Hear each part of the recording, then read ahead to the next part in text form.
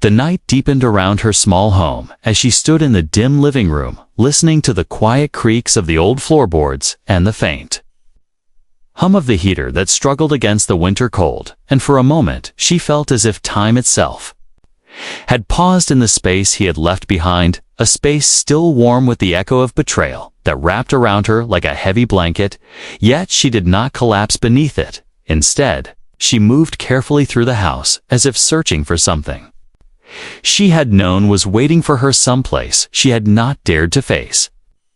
Until now, wrapped in the stillness, she crossed the living room and stopped at the doorway to the study,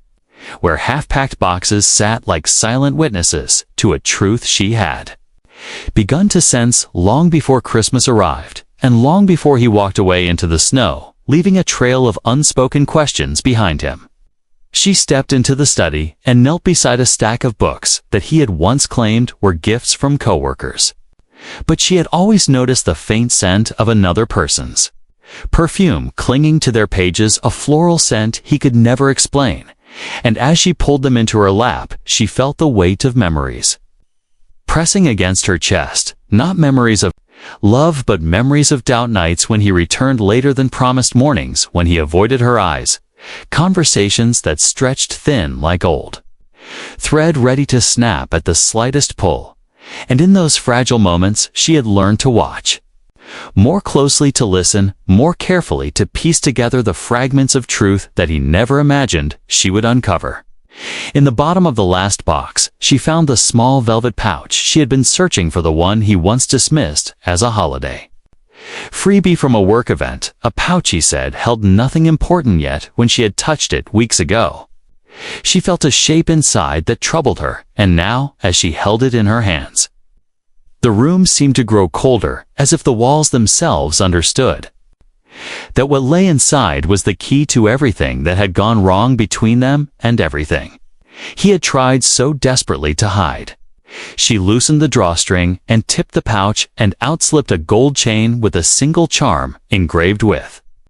initials she did not recognize, initials that belonged to someone he never mentioned, someone who clearly knew him well enough to give him such a meaningful gift,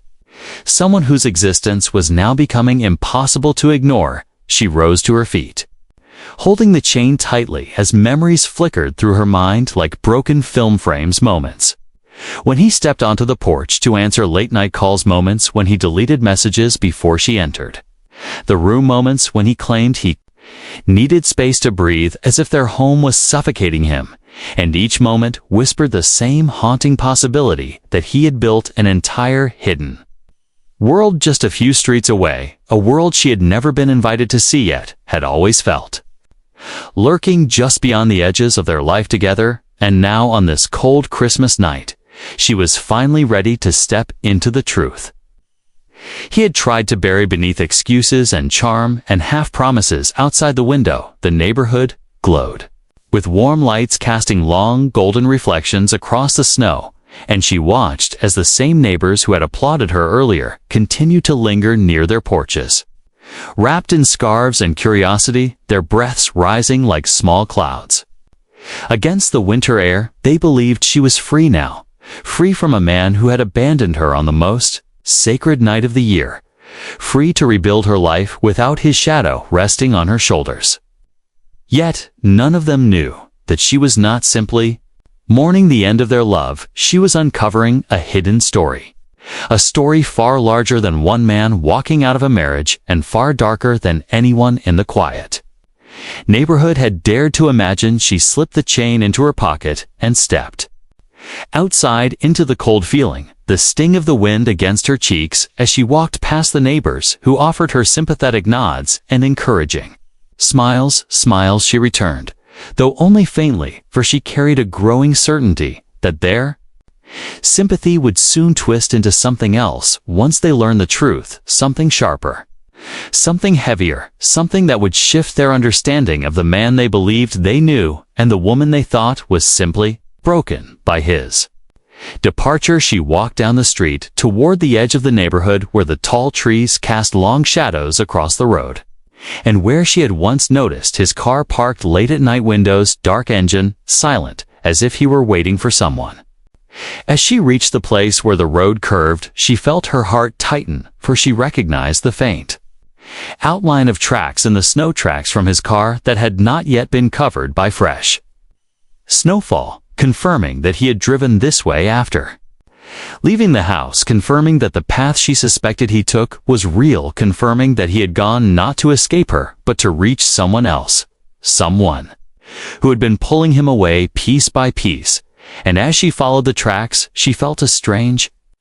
calm settle over her, not the calm of acceptance, but the calm of purpose, the calm of someone who had stopped fearing the truth and was now determined to uncover every hidden layer, no matter how painful. The tracks led her past the last streetlight, where the darkness grew thicker around the tall trees, and for a moment, she hesitated, sensing that once she stepped into that darkness, there would be no turning back. That, whatever she discovered, would alter not only her understanding of him, but the entire story the neighbors believed they knew still she kept, moving guided by the dim glow of distant porch lights and the quiet certainty that the truth was closer than she had ever realized. She reached the foot of the trees where the snow lay untouched except for the deep marks left by his tires, and she knelt to run her hand through the grooves, feeling the cold bite of the snow against her skin. As her breath quickened, she rose slowly, lifted her gaze, and saw something ahead, a faint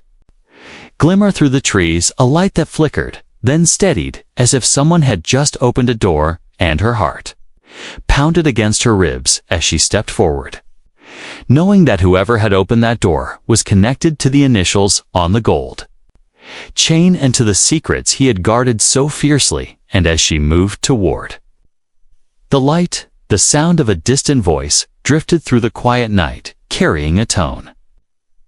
she recognized instantly, a tone that wrapped around her like a thread, pulling her deeper into the shadows where the truth waited to reveal itself in ways she was not prepared to face, yet could no longer avoid, for the voice ahead was unmistakably his, and he was not alone, and the next moment would change everything she thought she understood about the night he walked away into the falling snow, and the person who had been waiting for him in the dark